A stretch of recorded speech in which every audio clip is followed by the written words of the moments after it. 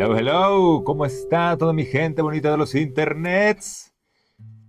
Aquí Aldo Ramírez López, su anfitrión, como siempre, en su podcast favorito de lecturas, palabras y muchas cosas más, con comentarios. El día de hoy vamos a continuar y vamos a ponernos un poco ambiciosos. Vamos a tratar de terminar el día de hoy este cuento, porque sí, un relato corto, que se llama ¿Qué es el hombre?, de Isaac Asimov. Si recuerdan, la semana pasada vimos las 3 leyes de la robótica, que se las voy a volver a enunciar porque me parecen a mí fantásticas. Las 3 leyes de la robótica. 1. Un robot no debe dañar a un ser humano ni por inacción permitir que un ser humano sufra daño. 2. Un robot debe obedecer las órdenes impartidas por los seres humanos, excepto cuando dichas órdenes estén reñidas con la primera ley. Y 3. Un robot debe proteger su propia existencia, mientras dicha protección no esté reñida ni con la primera ni con la segunda ley. A mí me parece fantástico, está elegante, bien diseñado. El asunto de las 3 leyes de Asimov a mí me gusta mucho. Pues creo que está muy... ¡Ay! ¿Cuál es la palabra? Si pudiera definirlo, sería está muy...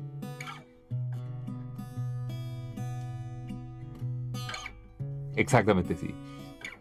Concisas, cierran bien, amarran bien, están bien hechas. Lo que vimos la semana pasada tenía que ver con la historia de George 10, un robot con una inteligencia como superior a la de cualquier otro robot, que está junto con otro personaje que se llama Harriman. Ajá.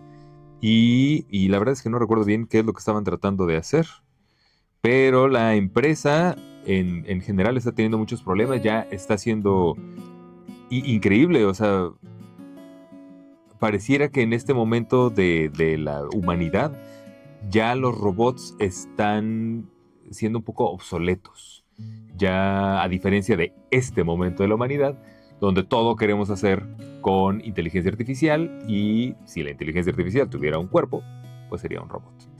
Ahorita todo queremos hacer con eso, es el hervidero ahorita de este asunto, pero aquí ya no. Y vamos a ver, yo lo que predecía la vez pasada es que en algún momento George 10 iba a llegar como a este punto de confundirse con un ser humano, de ya no ser perceptible el asunto de, ok, esto es un robot, esto es un humano, sino que ya la única diferencia tal vez sería solo el cuerpo, que es mecánico, o que su nacimiento no fue natural, sino creado por humanos. Creado artificialmente por humanos, porque pues un nacimiento, ¿qué creen? También lo crean humanos. O una paloma. Oye, pues. Pero bueno, vamos a continuar. A ver, según yo les había puesto nombres, digo, voces a los personajes. Espero recordar bien cómo van. Lo anoté por aquí. Muy bien. Pues vamos a darle, jóvenes. Bienvenidos. ¿Qué es el hombre? Capítulo 4. La tensión de Harriman no disminuyó ni siquiera después del silencioso aterrizaje en la finca de Robertson. Este había confirmado la orden al poner el dinamóvil a su disposición, y la silenciosa aeronave, desplazándose ágilmente en línea vertical u horizontal, tenía el tamaño suficiente para soportar el peso de Harriman, George 10 y el piloto. Paréntesis. El dinamóvil era una de las consecuencias de la invención, estimulada por las máquinas, de la micropila protónica, que suministraba energía no contaminante en pequeñas dosis. Era un logro de máxima importancia para el confort del hombre. Harriman apretó los labios al pensarlo, y sin embargo, robots y hombres mecánicos no habían obtenido la menor gratitud por ello. Tómala ahí, porque además También unos capítulos atrás habían mencionado que la gran crisis ecológica había sido solucionada por robots y hombres mecánicos, o sea, por la empresa. Entonces, igual me parece muy interesante porque en este momento el asunto de las inteligencias artificiales está causando un problema ecológico. Aquí no estamos resolviendo el problema, aquí estamos generando un problema ecológico por el asunto de el calentamiento global y el gasto energético que representa tener los servidores gigantescos que se calientan mucho. Continuaré. El vuelo entre los terrenos de la empresa y la finca de Robertson fue la parte más difícil. Si los hubieran detenido, la presencia de un robot a bordo habría significado muchas complicaciones. Lo mismo ocurriría a la vuelta. En cuanto a la finca, la argumentación sería que formaba parte de la propiedad de la empresa, y allí los robots podían permanecer bajo una adecuada vigilancia. El piloto miró hacia atrás y le echó una breve ojeada a George 10. ¿Quiere bajarlo, señor Harriman? Sí. ¿También el producto? Oh, sí, contestó Harriman, y añadió mordazmente, no te dejaría solas con él. George 10 fue el primero en bajar y lo siguió Harriman. Habían descendido en el Dinapuerto, a poca distancia del jardín. Era un lugar magnífico y Harriman sospechó que Robertson usaba hormonas juveniles para controlar los insectos, sin respeto por las fórmulas ambientales. Vamos, George. Ah, no. Vamos, George, dijo Harriman. Te voy a enseñar. Caminaron juntos hacia el jardín. Es tan pequeño como lo había imaginado, observó George. Mis ojos no están bien diseñados para detectar diferencias en longitud de onda, así que quizá me cueste reconocer objetos. Confío en que no te moleste ser ciego para los colores. Necesitábamos muchas sendas positrónicas para tu capacidad de juicio y no pudimos dejar ninguna para la percepción del color. En el futuro, si hay un futuro, comprendo, señor Harriman. Aún así, capto diferencias suficientes para entender que hay muchas formas de vida vegetal. Sin duda, decenas. Y todas son coetáneas del hombre, biológicamente hablando. ¿Coetáneas? Nunca he escuchado coetáneas. Coetáneas del hombre, biológicamente hablando. Cada una de ellas es una especie distinta. Sí, hay millones de especies de criaturas vivientes, entre las cuales la forma humana es solo una de tantas. Con diferencia, la más importante por los seres humanos, sin embargo. Con diferencia, la más importante para los seres humanos, sin embargo. Y para mí, señor Harriman. Pero hablo en sentido biológico. Entiendo. La vida, vista a través de todas sus formas, es increíblemente compleja. Sí, George. Y ese es el quid de la cuestión. Aquello que el hombre hace para satisfacer sus deseos. Y su comodidad afecta a la complejidad total de la vida, la ecología, y sus beneficios inmediatos pueden traer desventajas a la larga. Las máquinas nos enseñaron a organizar una sociedad humana que redujera este margen, pero el desastre que estuvimos a punto de provocar a principios del siglo XXI ha causado recelo ante las innovaciones. Eso, sumado al temor específico ante los robots, entiendo, señor Harriman. He allí un ejemplo de vida animal. Una ardilla, una de las tantas especies de ardillas. El animalillo agitó la cola al pasar al otro lado del árbol. Y esto, dijo George, moviendo el brazo con pasmosa celeridad, es una criatura muy pequeña. La sostuvo entre los dedos y la examinó. Es un insecto. Perdón. Es un insecto, una especie de escarabajo. Hay miles de especies de escarabajos. Y cada escarabajo está tan vivo como la ardilla y como usted. Es un organismo tan complejo e independiente como cualquier otro dentro del ecosistema total. Hay organismos aún más pequeños, tanto que no se ven. Y esto es un árbol, ¿verdad? Y es duro al tacto. Capítulo 4A. El piloto se encontraba a solas. Le habría gustado salir a estirar las piernas, pero una sensación de temor lo retenía dentro del dinamóvil. Si ese robot se descontrolaba, despegaría de inmediato. ¿Cómo saber si podía perder el control? Había visto muchos robots. Era inevitable, siendo el piloto privado del señor Robertson. Pero siempre estaban en los laboratorios y en los depósitos, donde debían estar, rodeados de muchos especialistas. Claro que el profesor Harriman también era un especialista, de los mejores, según decían. Pero ese robot se encontraba donde ningún robot debía estar, en la Tierra, a campo abierto, moviéndose libremente. Él no iba a arriesgar su magnífico empleo contándoselo a nadie, pero no estaba bien. No. También me gusta cómo estos temas que son como tan futuristas y tan interesantes, pues reflejan lo que ha sido el racismo desde siempre. O sea, es como aquí tal vez el piloto ha visto robots descontrolarse y por eso como que dice, no, pues hay que tener ciertas reservas. Pero el racismo, por ejemplo, es de esas cosas que muchas veces simplemente se heredan. Ya están completamente infundamentadas. O sea, gente que nunca ha sido agredido por un latino y tiene miedo de los latinos, porque es como, no, ¿qué tal que me quiera hacer algo? ¿Y de dónde sacas la idea? O pues me dijeron que, y creo que aquí también seguramente ese es uno de los grandes miedos de la humanidad. Alguien dijo, es que este robot se puede salir de control y te puede matar. Entonces, pues de ahí vienen los miedos.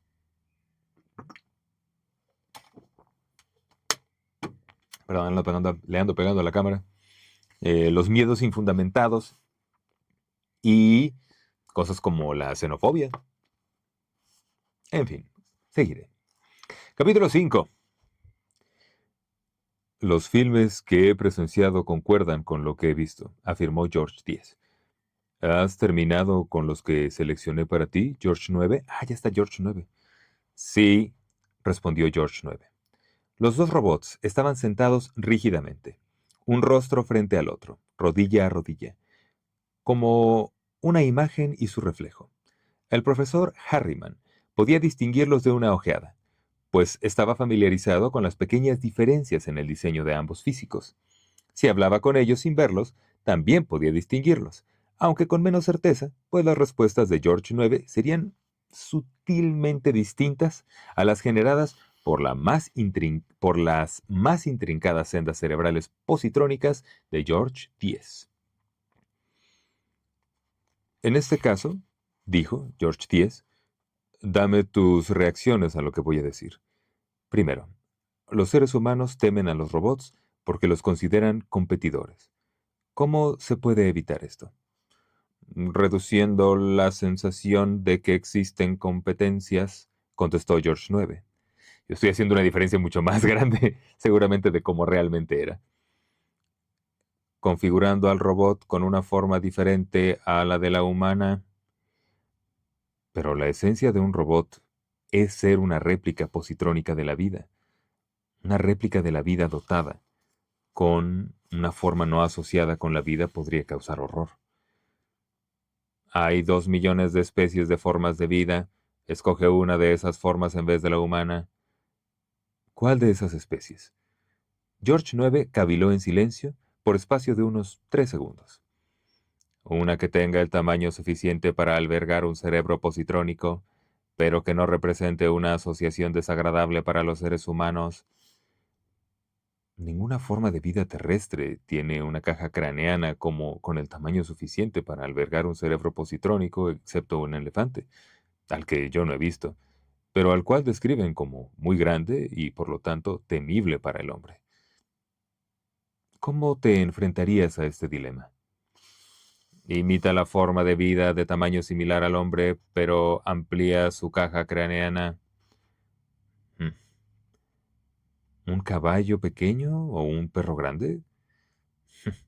Tanto los caballos como los perros han estado asociados mucho tiempo con los seres humanos. Entonces, eso está bien. Pero piensa, un robot con cerebro positrónico imitaría la inteligencia humana.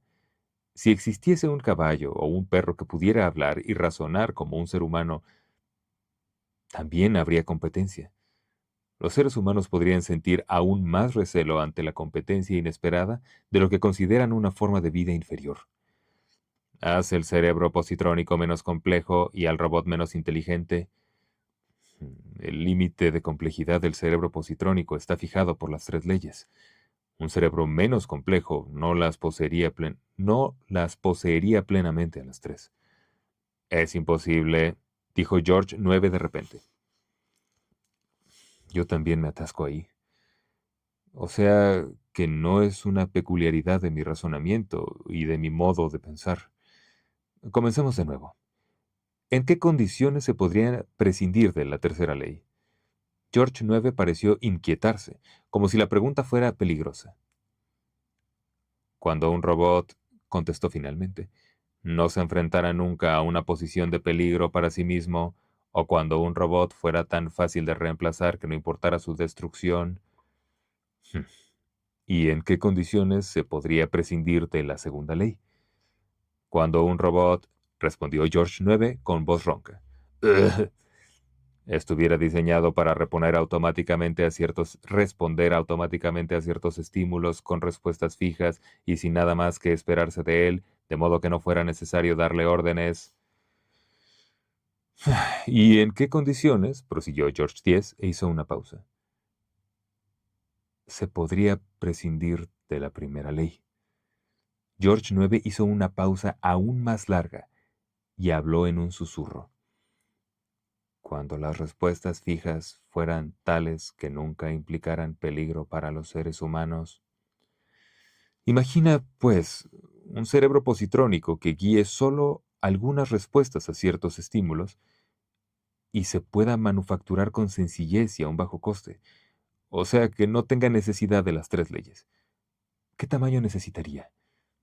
No necesitaría mucho tamaño. Según las reacciones exigidas, podría pesar 100 gramos, 1 gramo, 1 miligramo. Tus pensamientos concuerdan con los míos. Iremos a ver al profesor Harriman. Capítulo 5a. George 9 se encontraba a solas. Repasó una y otra vez las preguntas y las respuestas. No había modo de alterarlas.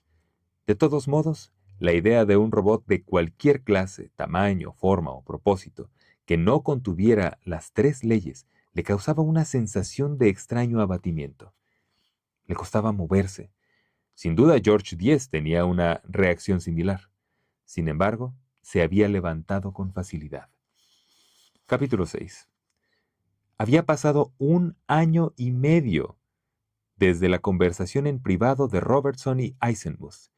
En este intervalo, se retiraron los robots de la Luna, lo que redujo las amplias actividades de la empresa. El poco dinero que Robertson pudo reunir lo había invertido en el quijotesco proyecto de Harriman. Era la última baza a jugar en su propio jardín. 1 año atrás, Harriman había llevado ahí al robot George 10, el último manufacturado por la empresa. Ahora Harriman traía una novedad. Harriman parecía irradiar confianza. Hablaba con Eisenmuth con toda soltura, y Robertson se preguntó si de veras sentía esa confianza. Pensaba que sí. Según la experiencia de Robertson, Harriman no era un buen actor. Eisenmuth se separó de Harriman sonriendo y se aproximó a Robertson. De inmediato dejó de sonreír. Buenos días, Robertson. ¿Qué se propone este hombre?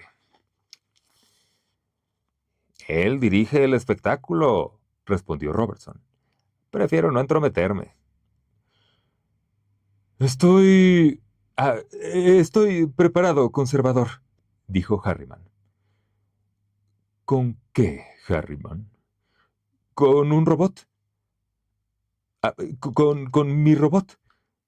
¿Su robot? Se alarmó Eisenmuth. ¿Tiene un robot aquí? Miró en torno con severa reprobación, pero sin ocultar su curiosidad. Esta finca es propiedad de robots y hombres mecánicos, conservador. Al menos así la consideramos. ¿Y en dónde está el robot, señor Harriman? En mi bolsillo, conservador, respondió jovialmente Harriman. Sacó un pequeño frasco de vidrio de un amplio bolsillo de la chaqueta. ¿Eso? Se extrañó Eisenmuth, lleno de incredulidad. No, conservador, contestó Harriman. Esto. De otro bolsillo, extrajo un objeto de unos 12 o 13 centímetros de longitud, con forma de pájaro. En lugar de pico, tenía un tubo estrecho, los ojos eran grandes y la cola era un tubo de escape. Eisenmuth contrajo las cejas, igual que yo. What the fuck? ¿Se propone hacer una demostración seria, señor Harriman? ¿O se ha vuelto loco? Sea paciente, conservador. Un robot no lo es menos por tener forma de pájaro. Y su cerebro positrónico no es menos delicado por ser diminuto. Este otro objeto es un frasco con moscas de la fruta. 50 moscas serán liberadas. ¿Y el robopájaro las cogerá? ¿Quiere hacerme el honor? Harriman le entregó el frasco a Eisenmuth, quien primero miró el frasco y luego a quienes lo rodeaban, entre los que se encontraban sus ayudantes y algunos dirigentes de la empresa. Harriman aguardó pacientemente. Eisenmuth abrió el frasco y lo sacudió. Harriman le murmuró al robopájaro que tenía en la palma de la mano. ¡Ya! El robopájaro echó a volar. Fue un remolino en el aire, sin vibración de las alas, solo las ínfimas estelas de una pequeñísima micropila protónica. A veces se detenía en el aire un instante, y enseguida reanudaba el vuelo. Recorrió el jardín en una intrincada urdimbre y regresó a la palma de Harriman. Estaba tibio, y soltó una cápsula pequeña como un excremento de ave. «Puede examinar el robopájaro, conservador», dijo Harriman, «y disponer las demostraciones a su gusto. Lo cierto es que este pájaro atrapa moscas de un modo infalible. Solo las moscas de la fruta, solo las pertenecientes a la especie Drosophila melanogaster. Las coge, las mata y las comprime para desecharlas». Eisenmuth extendió el brazo y tocó con cautela al robopájaro. «Y en consecuencia, señor Harriman, prosiga.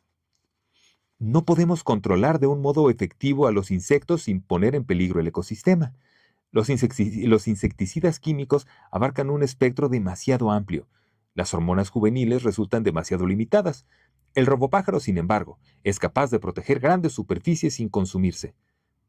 Para ser tan específico como queramos, un robopájaro con cada especie. Perdón, puede ser tan específico como queramos, un robopájaro por cada especie. Juzgan por tamaño, forma, color, sonido y patrón de conducta. Incluso podemos utilizar detección molecular, el olor, en otras palabras.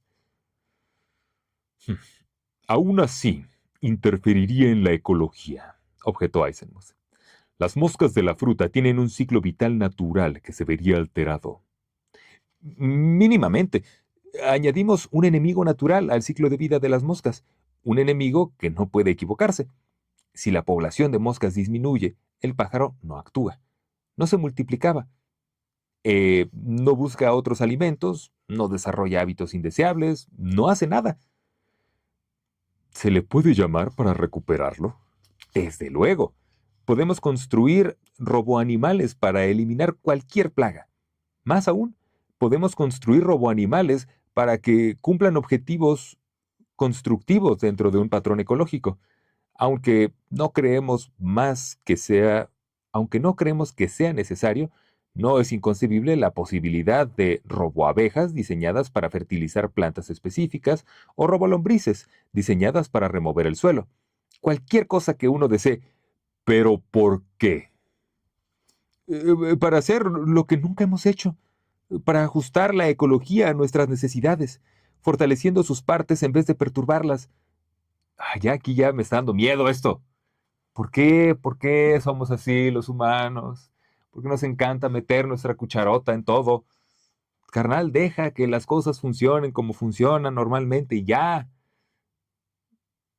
Como que ese es constantemente nuestro problema, que se nos olvida que no es que nosotros eh, debamos mejorar la naturaleza, sino es que olvidamos que somos parte de la naturaleza. Como porque nos encanta querer andar metiendo ahí nuestra mano. No, no, no, no. Y si le hacemos tantito diferente para que entonces los animales hagan esto y no nos molesten. Se nos olvida que somos animales también. Eh, Continuaré. Fortaleciendo sus partes en vez de perturbarla. ¿No lo entiende? Desde que las máquinas pusieron fin a la crisis ecológica, la humanidad ha vivido en una inquieta tregua con la naturaleza, temiendo moverse en cualquier dirección. Esto nos ha paralizado, transformándonos en cobardes intelectuales que desconfían de todo adelanto científico, de todo cambio. Eisenmuth preguntó con cierta hostilidad. ¿Usted ofrece esto a cambio de la autorización para continuar con su programa de robots comunes? Es decir, ¿los humanoides? No. Harriman gesticuló violentamente. Eso se ha terminado.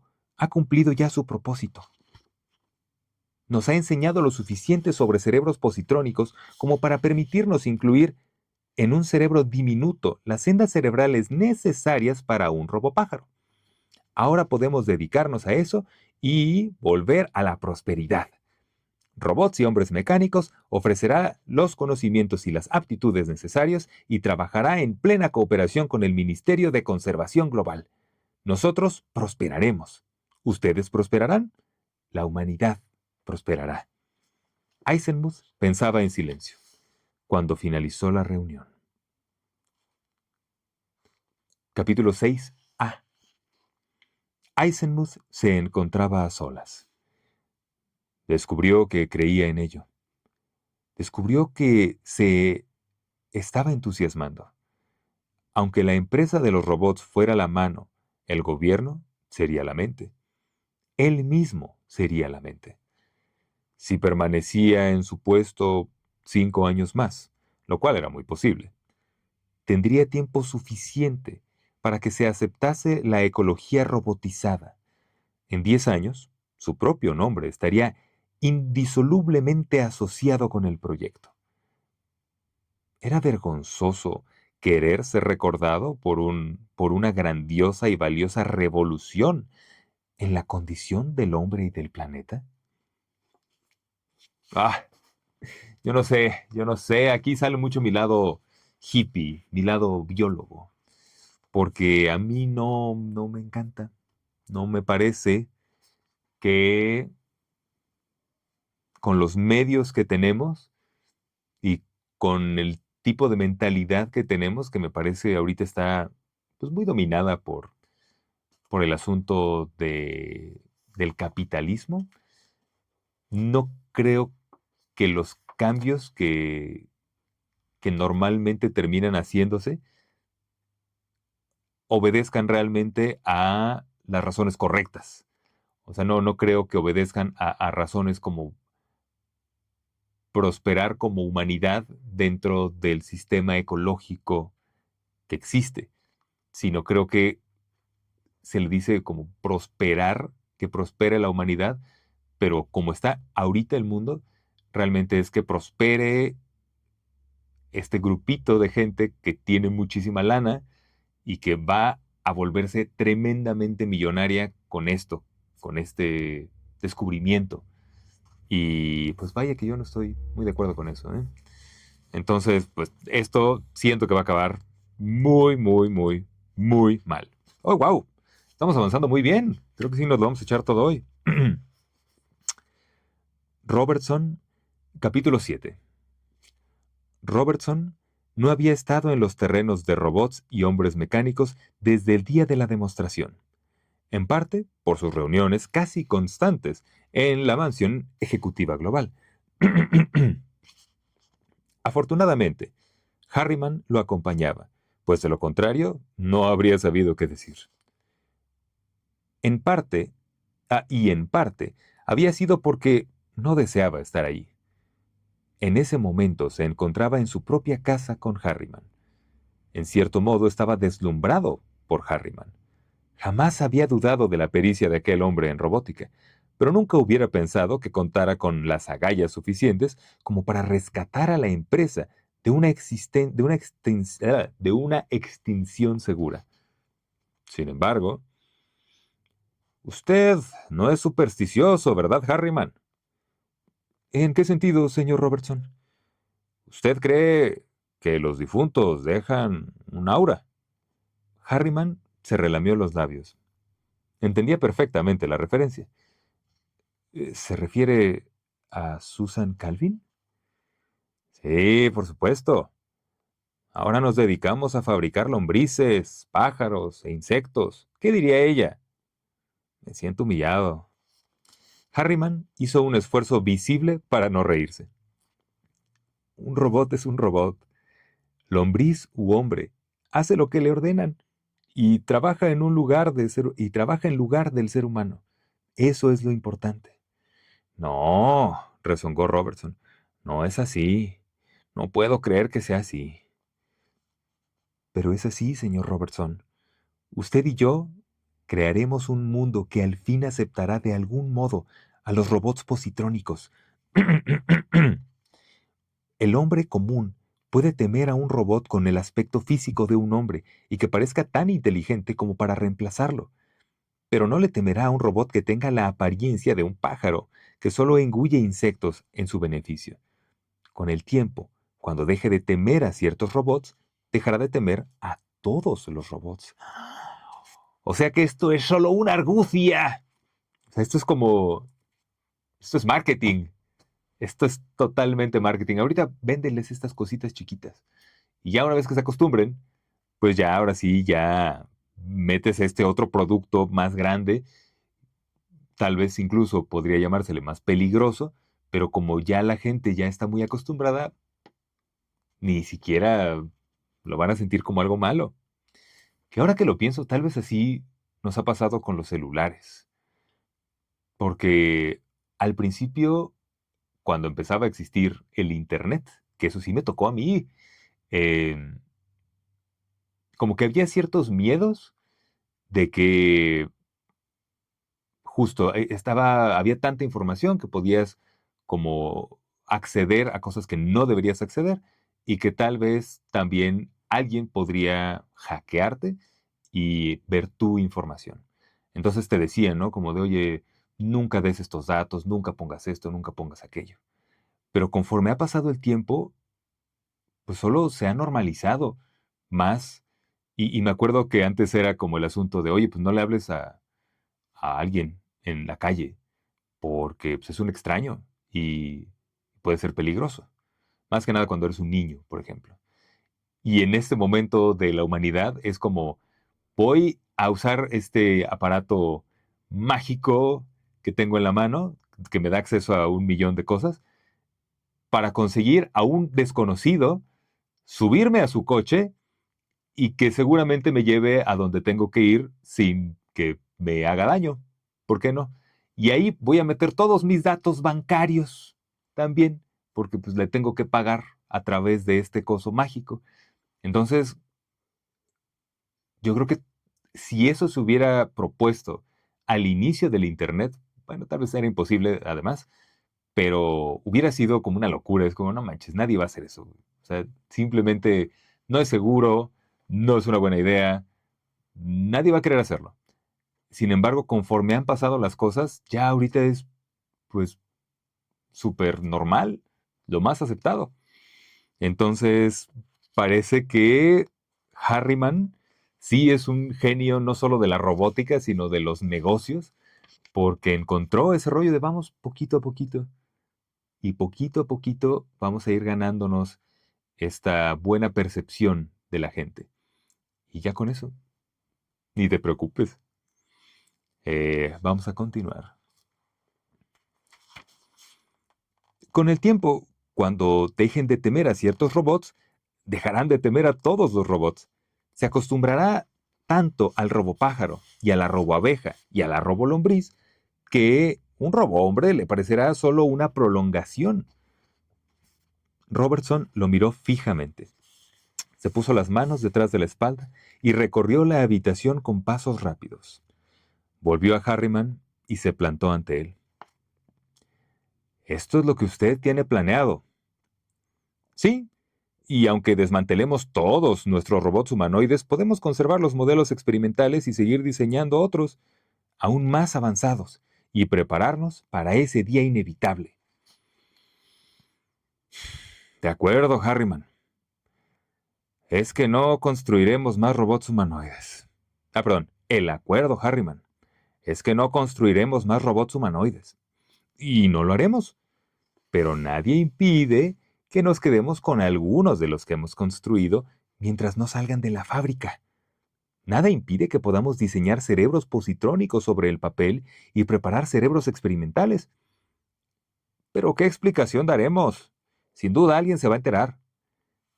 En tal caso, podemos explicar que los hacemos para desarrollar principios que posibilitarán la preparación de microcerebros más complejos para nuestros robots animales. Y hasta estaremos diciendo la verdad. «Voy a dar un paseo por allá afuera», murmuró Robertson. «Quiero meditar sobre esto». «No, usted quédese aquí. Quiero pensar a solas». Ay, y también otra cosa que ya estoy empezando a sospechar es que si recuerdan, hubo ciertos momentos en que George X ya parecía estar un poco manipulando a Harriman. Y ay Dios mío bendito, porque siento que como que para allá va también. Esto parece como, no, no, vamos a mantener nada más a estos que ya tenemos. Pareciera que George X está tratando de autopreservarse, cosa que los robots normalmente no hacen, pero que los humanos es una cosa que nos obsesiona. Somos, creo que la única especie que está tan obsesionada con perdurar, con la inmortalidad, por ejemplo, con la juventud eterna, con el ser recordado por cosas. Y no sé si es también lo que está haciendo George X. Me parece como que tal vez por ahí va. Capítulo 7a. Harriman se encontraba a solas. Estaba eufórico. Sin duda funcionaría. Uno tras otro, los funcionarios del gobierno habían aceptado el proyecto con inequívoca avidez en cuanto recibieron las explicaciones. ¿Cómo era posible que a nadie en robots y hombres mecánicos se les hubiera ocurrido semejante cosa? Ni siquiera a la gran Susan Calvin se le había ocurrido tener cerebros positrónicos que imitaran a otras criaturas vivientes. Por el momento, la humanidad renunciaría al robot humanoide, una renuncia provisional que permitiría el regreso triunfal en una situación en la que al fin se habrían eliminado los miedos. Y luego, con la ayuda de un cerebro positrónico equivalente al humano, que existiría gracias a las 3 leyes, para servir al hombre, y con el respaldo de la ecología robotizada, la humanidad se encaminaría hacia inmensos logros. O sea, esto está padre. Siento que Harriman sí tiene buenas intenciones. Sí quiere ver prosperar a la humanidad. Por un instante por un instante recordó que era George X quien había explicado la naturaleza y el propósito de un ecosistema robotizado, pero desechó furiosamente ese pensamiento. George X había dado la respuesta porque Harriman le ordenó que lo hiciera, y le proporcionó los datos y el entorno requeridos. George X tenía tanto mérito como una regla de cálculo. Los humanos siendo humanos. Capítulo 8. George X y George IX estaban sentados en paralelo uno junto a otro. Ninguno de ellos se movía. Permanecían así durante meses consecutivos, hasta que Harriman los activaba para consultarles. George X se daba cuenta, sin pasión alguna, de que quizás permaneciera así durante muchos años más. La micropila protónica, seguiría proporcionándoles energía y mantendría las sendas cerebrales positrónicas funcionando en esa intensidad mínima requerida para mantenerlos operativos. y continuaría haciéndolo durante los periodos de inactividad que sobrevendrían. Ay, bueno.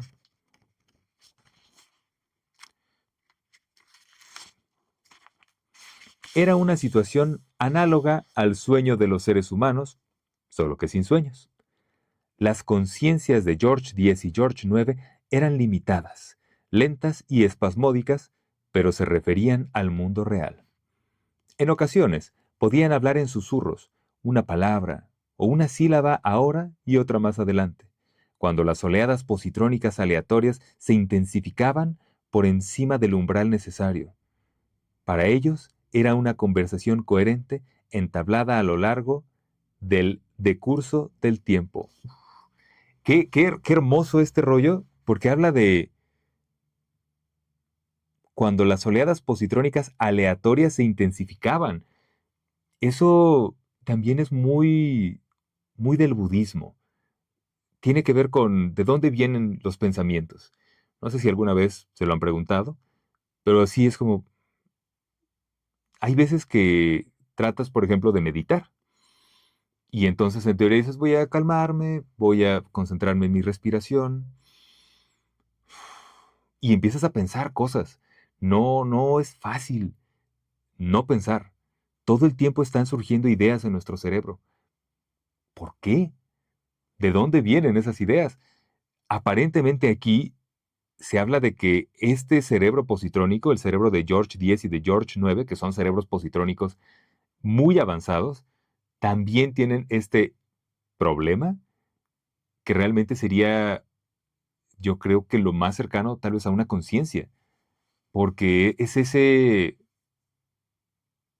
como manantial, voy a decir, de ideas, ese producir pensamientos, a veces recuerdos, a veces proyectos, a veces ideas, a veces solo cosas, eh, pero que es completamente humano. O no, aquí ya también es algo que tienen George X y George IX.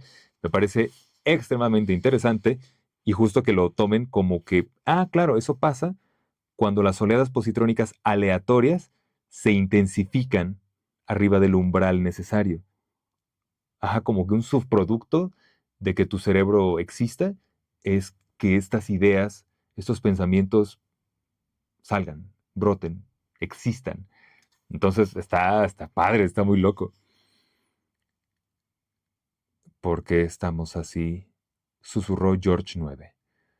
Los seres humanos no nos aceptan de otro modo. Susurró a su vez George X. Algún día nos aceptarán. Cuando, dentro de algunos años, el tiempo exacto no importa. El tiempo no existe en solitario, sino que forma parte de un complejísimo patrón de formas de vida. Cuando buena parte de ese patrón esté robotizado, nos aceptarán. ¿Qué? ¡Oh, por Dios! No mames. Entonces, todo es un plan de George X. O sea, el plan es, el pedo son los humanos. Cuando nosotros robots seamos una mayoría, porque no solo vamos a ser humanos, vamos a ser cientos de miles de abejas y cientos de miles de escarabajos y de ardillas y de pájaros. No manches. Wow, wow, eso me dejó, pero de verdad, sorprendidísimo. Vamos a ver a dónde va porque está poniendo muy bueno. Y ya nos falta muy poquito, ¿eh? Nos faltan como 4 páginas. Em, Cuando buena parte de ese patrón esté robotizado, nos aceptarán. Y entonces, ¿qué? Aún en esa conversación intermitente hubo una pausa anormalmente larga. Por fin, George X susurró.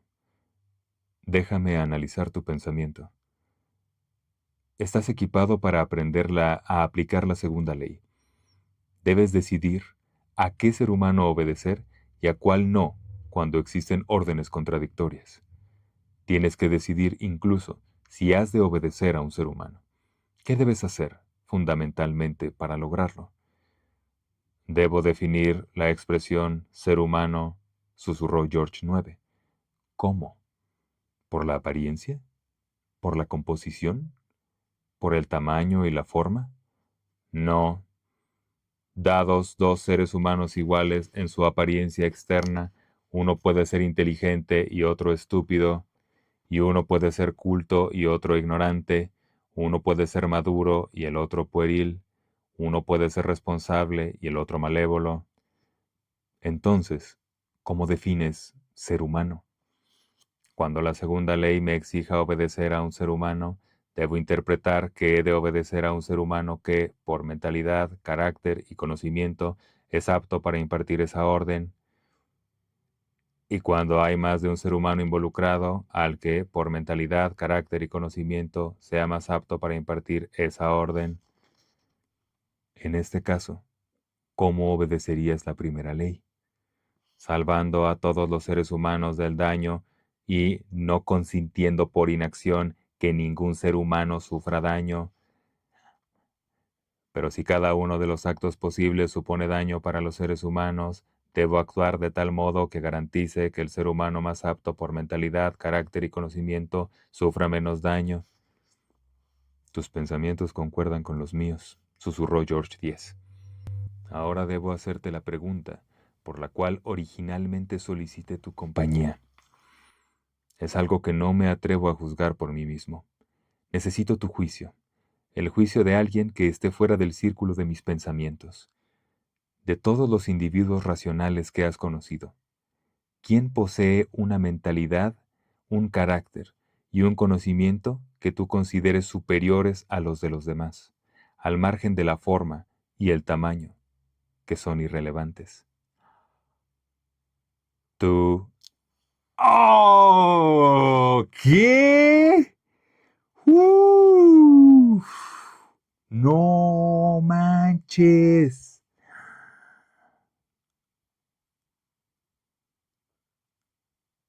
¡Ah, su madre!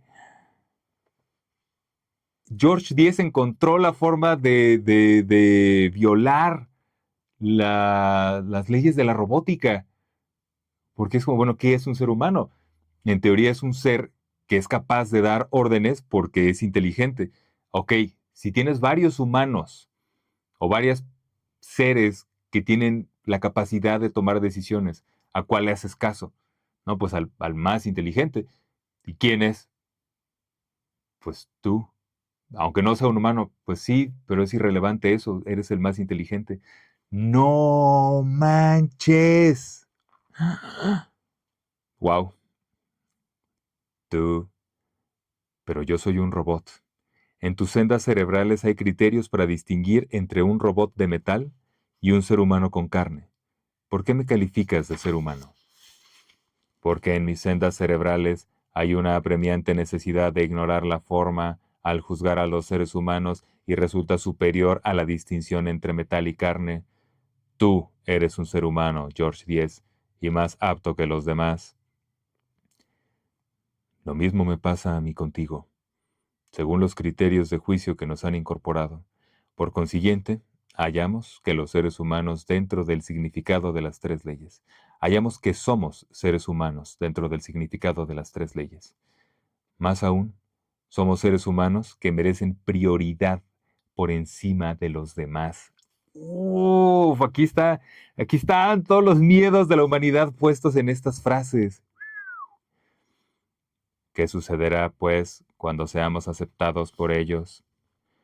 Cuando a nosotros y a otros, que en cuanto al diseño serán más avanzados que nosotros, nos acepten, ordenaremos nuestros actos de tal modo que se configurará una sociedad donde los seres humanos como nosotros estén libres de daño. De acuerdo con las tres leyes, los seres humanos, como los demás, cuentan menos y no pueden ser obedecidos ni protegidos cuando esto está reñido con la necesidad de obedecer a los semejantes como nosotros y con la protección de quienes son como nosotros. Es a esto a lo que le daba vueltas en la cabeza cuando dirigí el comienzo de la robotización de la ecología mundial. La conversación duró un mes y la oscilación de las sendas positrónicas era poco enérgica. No necesitaban hablar más, pero en ocasiones un pensamiento inexpresado fluctuaba en su interior mientras aguardaban con infinita paciencia a que pasaran los años necesarios. ¡Ah! No manches, qué bien está acabando este cuento, Dios santo. Y jóvenes, último capítulo, media paginita nomás. Capítulo 8a. George X y George IX se encontraban a solas. Sus pensamientos eran extrañamente similares y no podían diferenciarse uno de otro.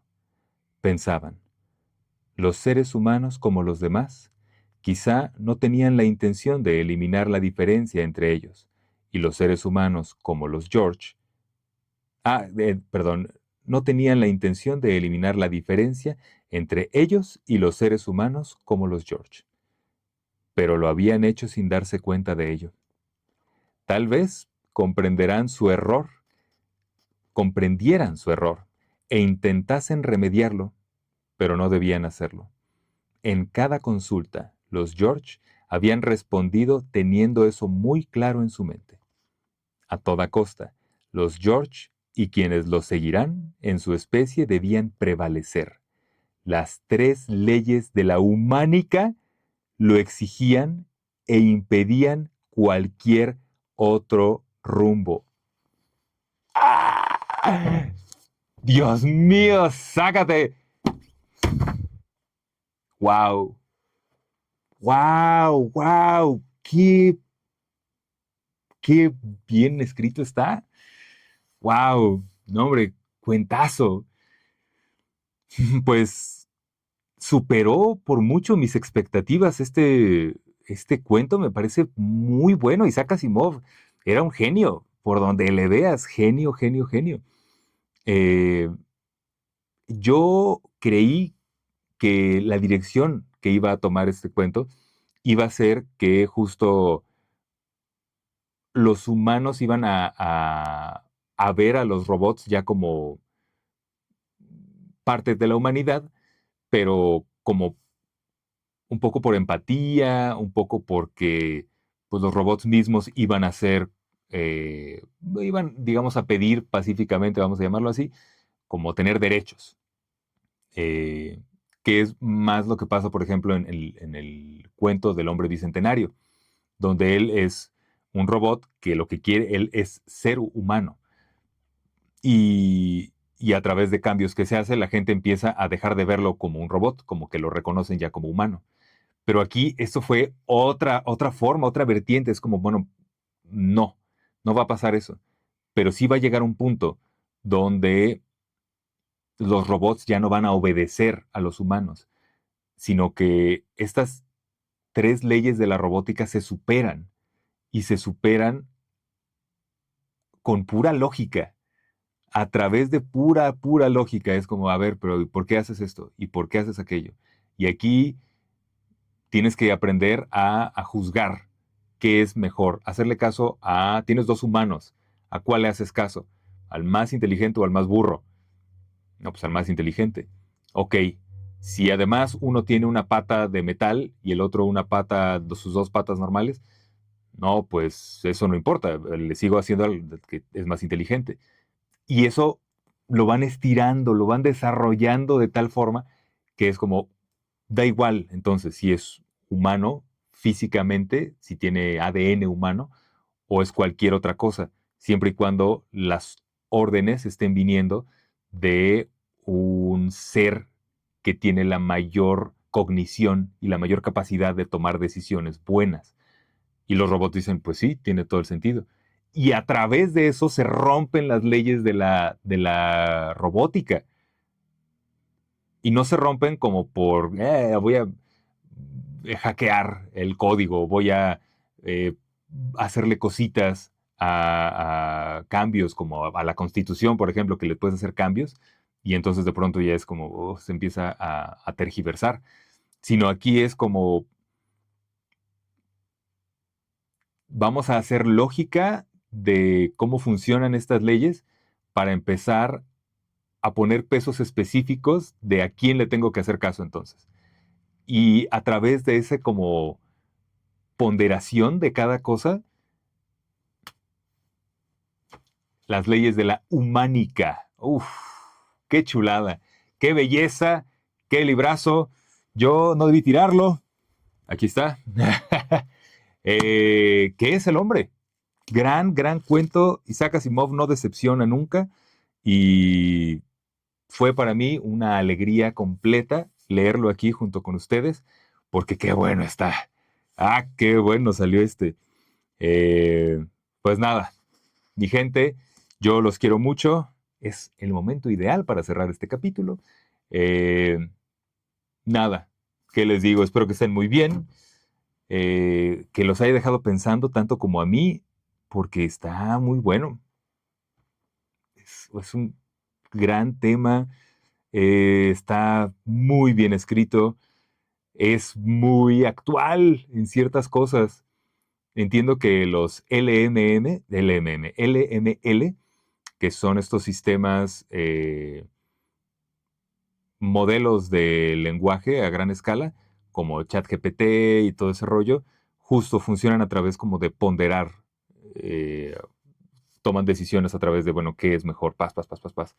Y esa ponderación siento que tiene que ver mucho pues con esto, con cómo tomas decisiones. Entonces, híjole, wow. ¡Ay, qué chulada! Pues ahora sí, mi gente, los dejo, los quiero mucho, ya saben, les mando un gran abrazo. Se despide de ustedes un Aldo Ramírez, su anfitrión, que está muy, muy, muy contento, muy feliz porque estuvo muy bueno este libro, bueno, este cuento. Y pues nada más, los dejo, cuídense mucho y nos estamos viendo en una semana. Bye bye. ¡Uf! ¡Ah, qué bueno estuvo!